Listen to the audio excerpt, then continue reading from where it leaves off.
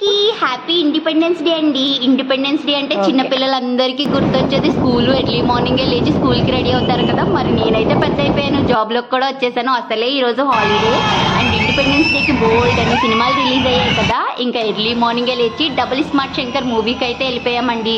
Puri Jagannadh direction కోసం వెళ్ళాం, కానీ సినిమాలో అంతే మార్క్ ఏం కనిపించలేదు పూరి జగన్నాథ్ది. సోసోగా ఉంది. అండ్ బెనిఫిట్ షో చూస్తే ఎర్లీ మార్నింగే లేచి వెళ్ళినందుకు నాకు అంత వర్క్ అనిపించలేదండి.